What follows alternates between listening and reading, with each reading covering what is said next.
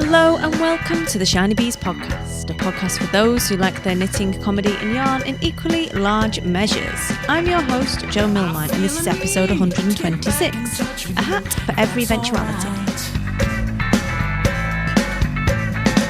I feel a need to laugh again with you, if that's alright. Hello and welcome into another episode of the show. It's 126 and I am back again with you. I'm your host, Jo, and it is a pleasure to be back in the room recording again and speaking to you this week on the podcast. So how are you? I hope you've been well since last time I spoke to you. If you are new to me today, hello, welcome in. I hope you'll enjoy what you find here. We are a friendly bunch, and if you are a returning listener, thank you so much. As always, I'm eternally grateful for you to come back to the show and listen and hang out with me again. It's always awesome to have you. So, how have you been? I hope you've been well.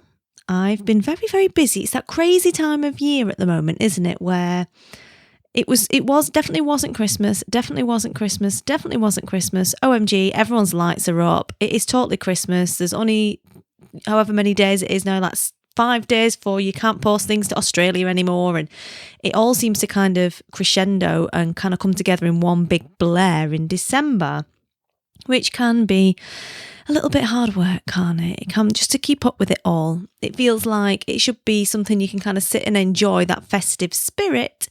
But the reality of it is that you end up running around, wrapping presents, trying to visit everybody, going to parties, going to endless nativity and various different school production type things. And I did talk about my nativity experience last year with the Britannic one in an earlier episode. I will put links back to that in the show notes. I can't remember which number it was, but basically it talked about when she didn't get the gig as Mary and was the Star of Bethlehem instead. And it just gets a little bit bonkers trying to manage all of the different things really, and all the different changes to routine and everything else that goes along with it, not to mention the costume acquisitions. And Sanimal needs to go as a child from Australia, so they've asked for some kind of beach wear. I'm not sure how stereotypical to go with this, whether I should indeed acquire one of those hats with corks on and an inflatable crocodile, because that would be quite funny. I don't know how far to go with it. But I have a few days and I have eBay and everything else available to me. Like, you know, let's say I've got a budget of, 30 quid. That seems about right, doesn't it? If it's going to be funny, like I'm going to get my money's worth out of it, then why not? Who isn't always going to need an inflatable crocodile? Everyone, frankly, in their dressing up box even.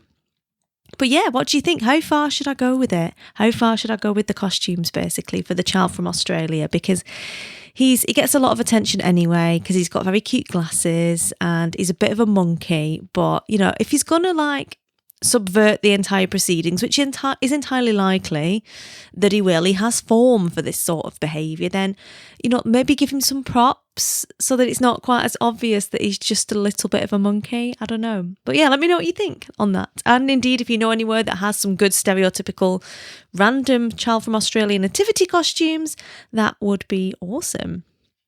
So what have we got in the show today? Well, today I'm talking about a hat for every eventuality, and it is a little bit of a return to the pattern pick, which hasn't happened for ages. And it's not so much a funny pattern pick today as these are some options for if you would like to create a hat, because the kind of prompting for the hat wasn't a particularly funny experience or thing. It's quite a serious topic of conversation. So what we'll do first is I'm going to say a quick hello to a listener that I've heard from this week, and then I will explain where the kind of hat prompt came from, and we'll talk through the hat ideas in a little bit more detail. I've got a really good selection of different hats you could try for some kind of quick, not holiday knitting, but December is quite fraught, as I've said, and these are some good ideas, and obviously I'll explain why I've decided to talk about hats today. So first up, I want to say a big hello to Katrine Famiran, hopefully I've pronounced that correctly, who sent me an email this week and said how she's listened to every single one of the episodes and she's just got to the end. She's just got to 125 and now she's going to have to find some other ones to listen to because she goes through 2 a day. So thank you so much for listening, Katrine. And if anyone has any recommendations for her, she likes a good knitting podcast, but if you've got any recommendations for her to try to fill the shiny gap, as it was, because she's done 125 of them now and she's going to need some more, I would love to hear and I can pass them on to her as well. She's over in the Shiny Bees community, so do please tag her up in there if you're in the community on Facebook. If you're not, it's shinybees.com/community will take you to that, and we can tag her up in there and give her some ideas for some other stuff to listen to as well, which would be awesome. But thank you so much for your email and for listening to all 125 episodes. So, why are we talking today about hats? And I said it was quite a kind of serious reason. I keep laughing and you will have to forgive me if I laugh my way through any seriousness. I am ex-military and I have an incredibly dark sense of humour as a result of that, and probably I had one before that from growing up in the north. But I do anything that's quite serious, I always do kind of turn it into a joke. So please forgive me. I'm not being trite. If I do laugh or snigger my way through some of this, it is purely just a case of that's what I do. It's a coping mechanism, basically, because I'm not very good at serious stuff. So last week I went to a funeral for a friend, not the band, like an actual funeral. And it's not the first time I've been to a funeral, obviously, in my life. I'm 35 now, so I've been to a reasonable number of funerals. And given the line of work that I used to be in, people dying unnecessarily young is a bit of a thing that happens, and you don't really think much of it when you are in the military because it's a risk that you accept that it might happen to you, and it's a risk that you therefore accept that it might happen to some of your really good friends, and there's an expectation almost that is going to occur because that's the kind of line of work you're in. So it all gets neatly compartmentalised, which I'm sure causes some pent-up kind of psychological problems later on in life, but you don't really think anything of it, and it isn't a shock if it does happen, and it has happened to me. And you'll know if you've listened to the show for a long time, like Katrine has, that one of the prompts for starting the Golden Skein and actually going and doing something with these ideas was that one of my friends was killed in an aircraft accident. He was only 27, so it's really young, and it's one of those reminders of that your time is finite and not to fritter it away, basically. But that's an expectation. However, three weeks ago, I guess now, one of my friends from home died young, 39, and very young, very unexpectedly, as you would expect at 39 years of age. And that was a whole different kettle of fish. Now, it seems a little bit random that would be a different kettle of fish because, I mean, you know, Adam was only 27. That's really, really young, right? But there's an expectation in the military that people are going to die at some point, or it's a very high likelihood that that's going to happen. So when it does happen, it's not unexpected.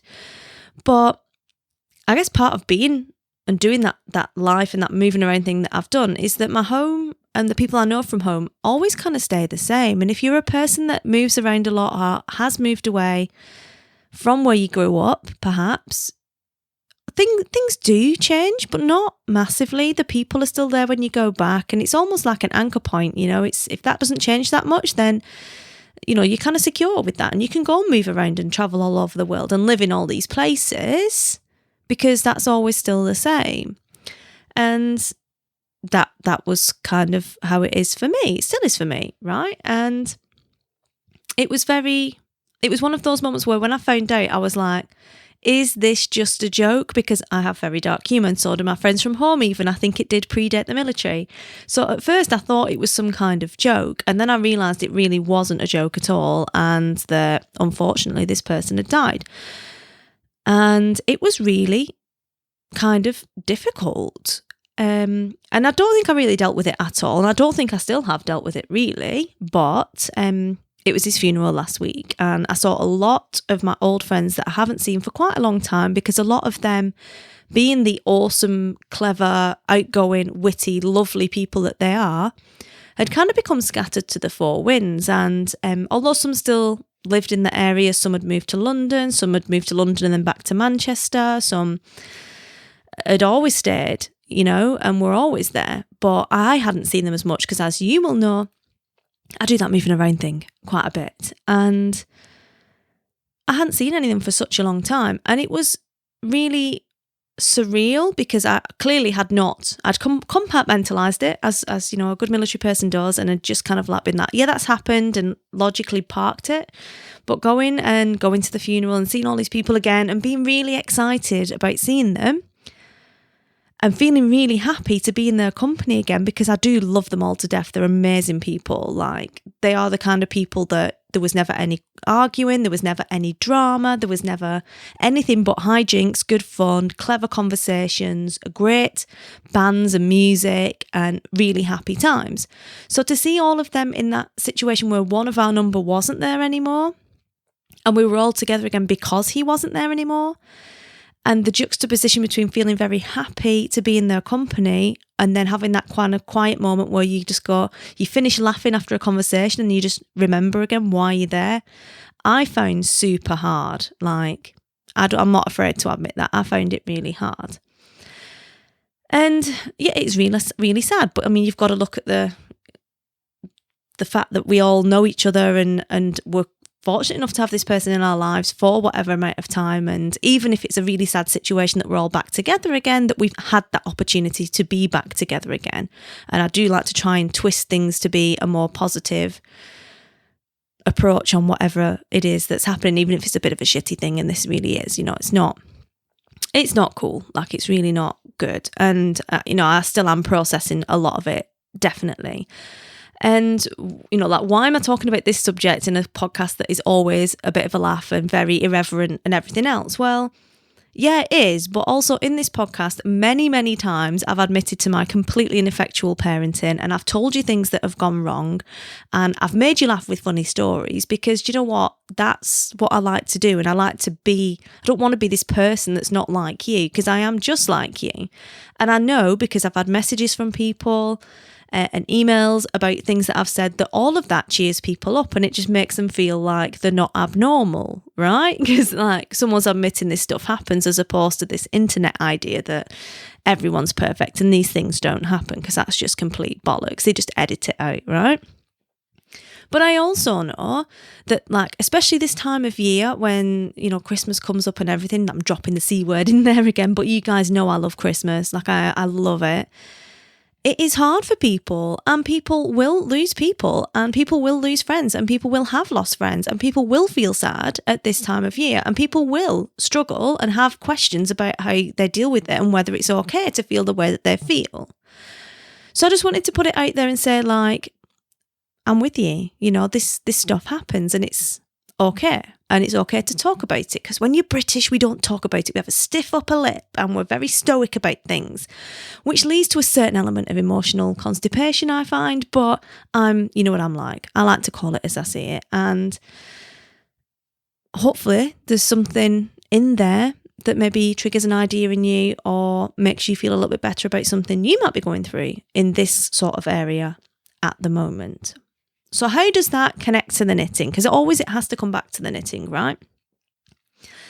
And I've been struggling with my knitting since this happened. I've not even picked up the needles till last week. So obviously there was something kind of a bit wrong there, but I've not wanted to pick stuff up. I've not wanted to make things. I've just been a bit distracted, a bit all over the show. But the way this connects to the knitting is, during the funeral, there was a knitted hat on top of the casket. It was Talbot's hat.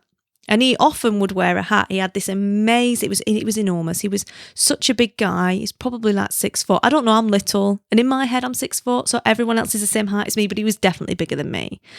And he had this enormous, amazing mop of curly, bright red hair. And he was just this massive character and really sarcastic with it, but a really lovely bloke. And he would always wear hats. Like, he'd had this hat, and it was his hat had gone with him.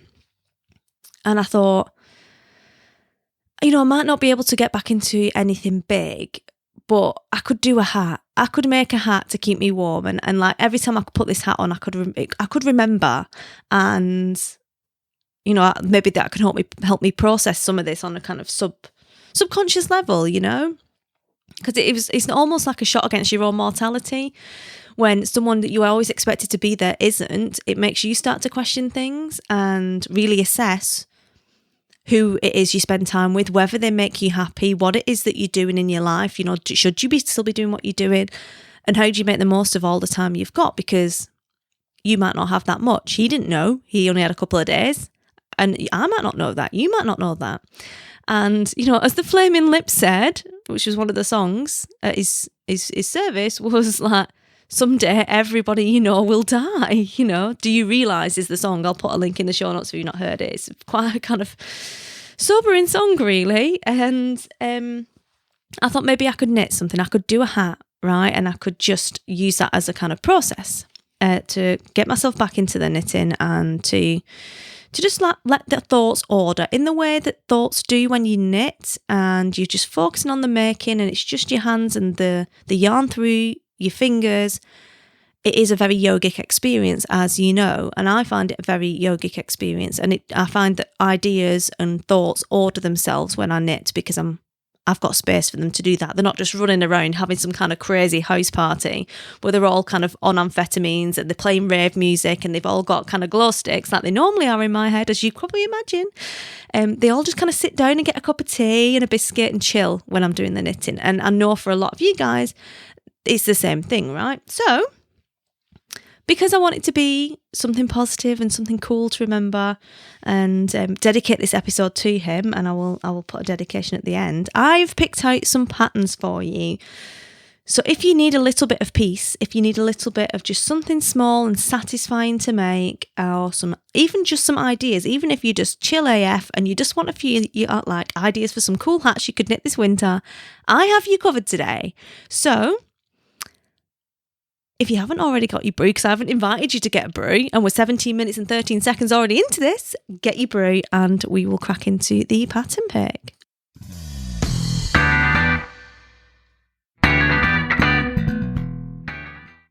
So the first one in my A Hat for Every Eventuality pattern pick is the Tremblant Toque by Diana Waller. It is published in Espace Tricot, and this is a paid for pattern. It's $7.50 Canadian. It's knit in 4-ply, and it's not actually live yet, but it is way up there on the hot right now on Ravelry at the moment, and I can see why, because it's a really nice looking pattern. But it does go live for sale on Friday, December the 7th, which is this Friday coming. It is part of the Chalet collection of 3 different hats, and it's a 3-coloured toque, basically. It's got a slight slouch on the top of the hat at the crown, and it is quite a modern looking design in terms of some colourwork patterns can look very Shetlandy, traditional, Fair Isle. Some of them can look super Nordic with the star patterns, and I have one of those coming in this pick, but this one is a lot more modern. It's got some zigzags, it's got some crosses and some lines. It's knitted in stranded colour work, but the motifs that are used are a lot more modern and minimalist, so it creates a much more modern looking piece to wear. I really like the way they've used a light grey, a dark grey and a neon pink to set off the different bits of pattern in the hat, which it makes it really eye-catching and quite fashionable for now. And I think that would be a great kind of beginner toque that isn't too complicated and hasn't got too much in terms of stranded colour work, but produces a really nice effect as a result of it. Now, weirdly, I had been looking at a sweater pattern that Diana Waller has designed called, and I'm going to butcher this, I apologise, Skirgefjall sweater. Obviously, if you say it in kind of a German accent, that makes it pronounced correctly. It's not even a German word, but you know what I mean. And that is a sweater that has across the front of the chest area is a tree colourwork pattern. So it's not like these really highly patterned yokes that we're getting a lot of at the moment. It's a little bit more simplistic than that, where it's a darker colour on the bottom half, a light colour around the neck, and then in between there is green trees knitted in the pattern around the same area, I guess, as it is on the Lush cardigan. So like not right up to the neck, but not as far down as the bust. It's sort of in between it, and looked a really nice pattern. So it was cool to see that actually, obviously, she has some kind of aesthetic that I find quite appealing. So I'm going to be taking another look at her other patterns for sure.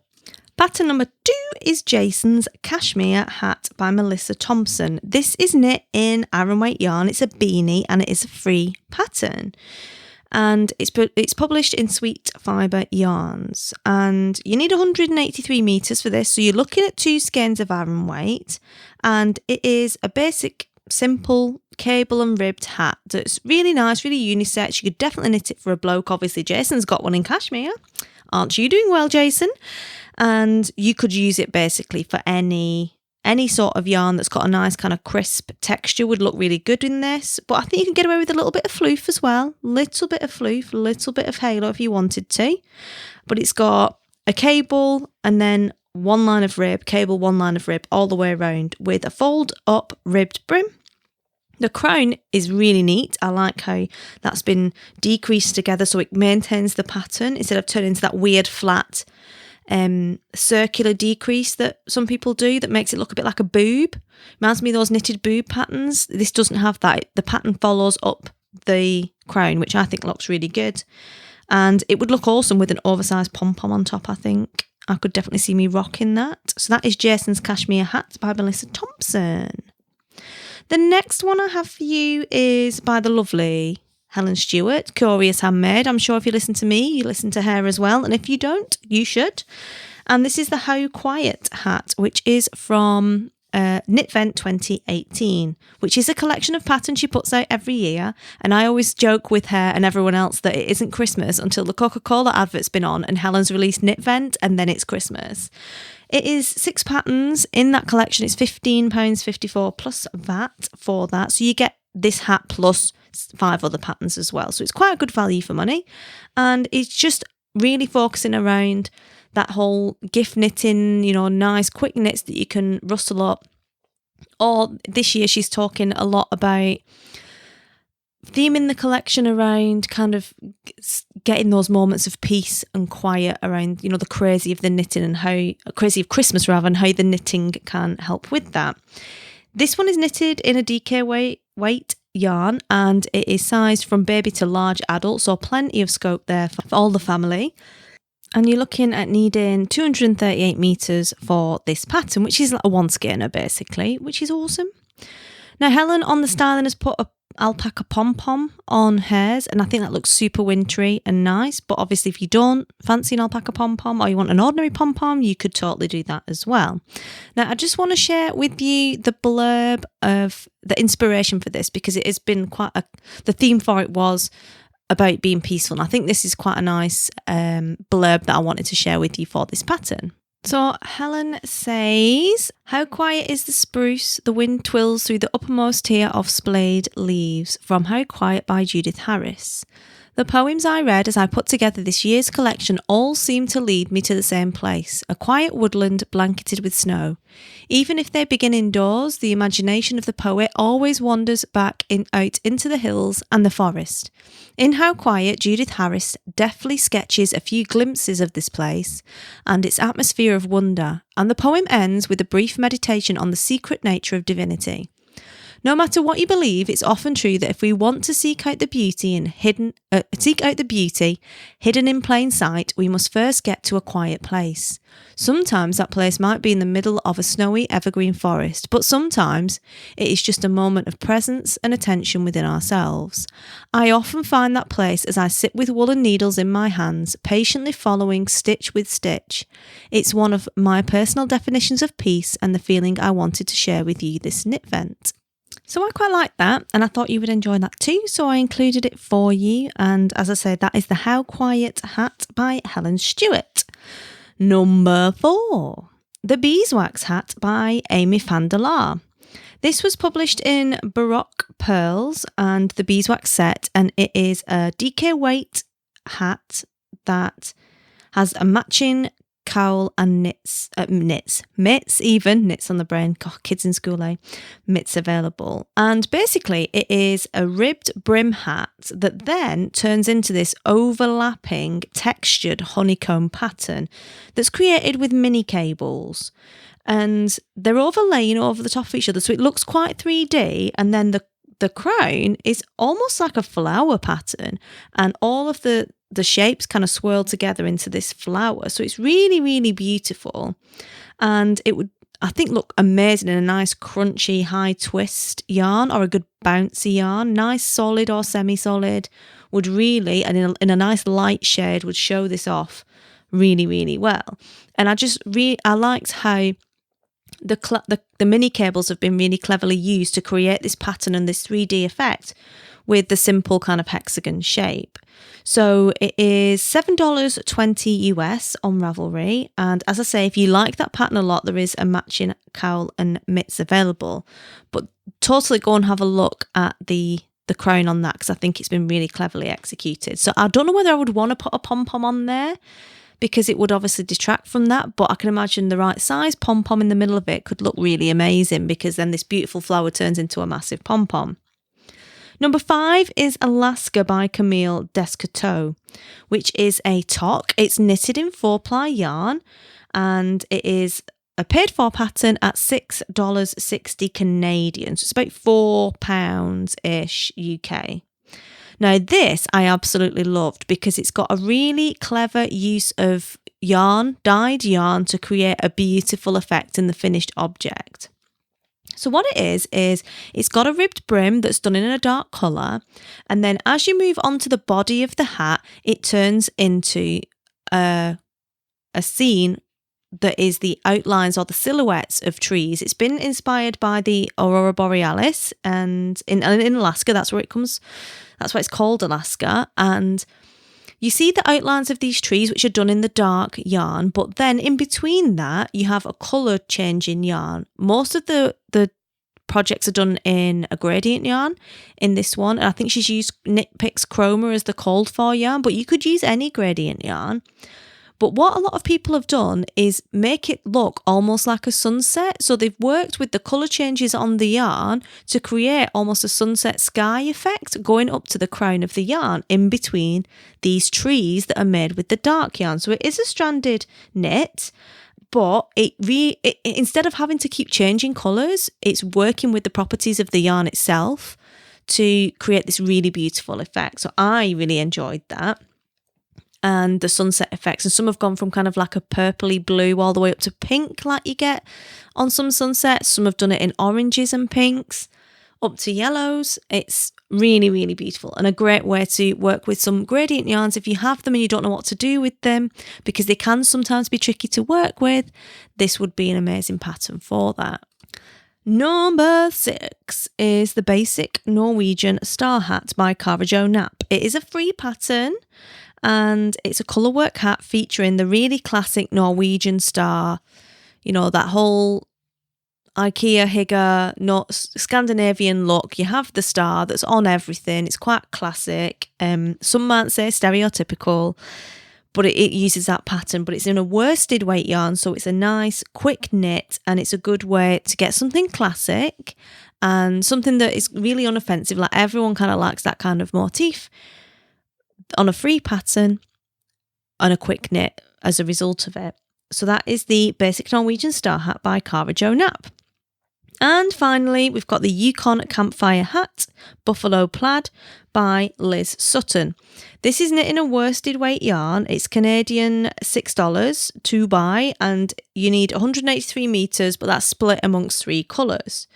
You can do it as a slouchy hat or a beanie hat, but what I found really eye-catching about this is it's done in 3 kind of shades of red, and it reminds me of Dennis the Menace or a lumberjack's shirt. It's got this whole kind of crossed, different coloured plaid look to it, and it just made me think both Dennis the Menace and I'm a lumberjack but I'm okay alternately in my head. But it really clever, different kind of stranded knitting technique to produce that kind of square pattern. So if you've never done anything like that before, it would be a really interesting way to see how you could use that particular stitch pattern to create different colour techniques with different non-Dennis the Menace colours. I like Dennis the Menace. I've got no problem with it. My favourite, though, was Ivy the Terrible. Who was your favourite out of the Beano comics? I would love to know.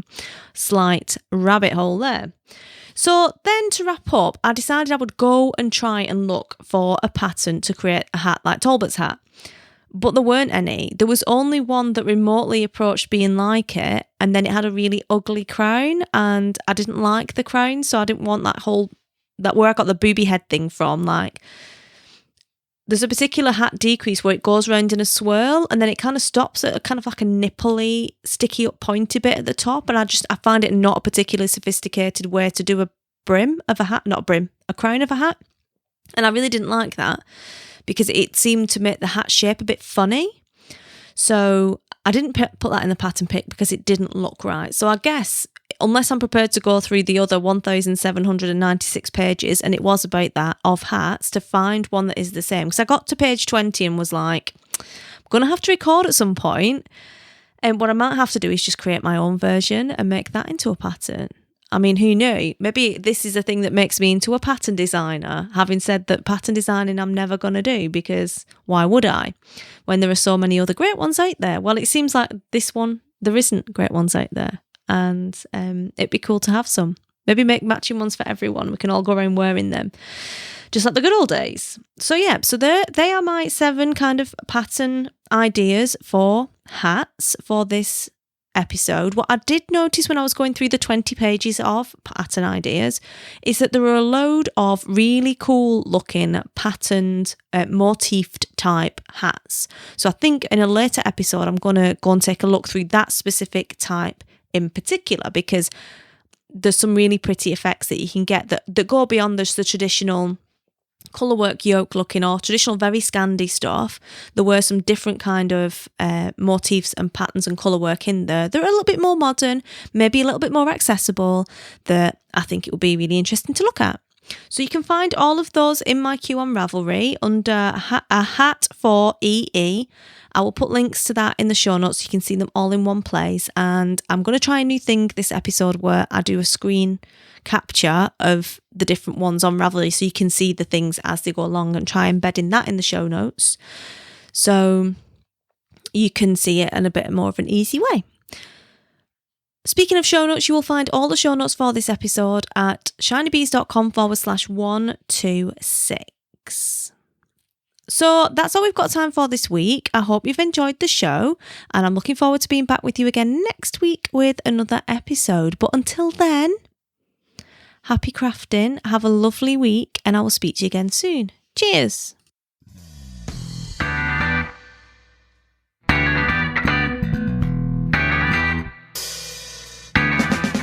You've been listening to the Shiny Bees podcast. Full show notes for this episode are on the website at shinybees.com/126. And if you'd like to get in touch with me, you can do via email. It's info@shinybees.com, or send me a message on any of the social media where I am at shinybees. To laugh again with you, if that's all right. This episode is dedicated to John Talbot.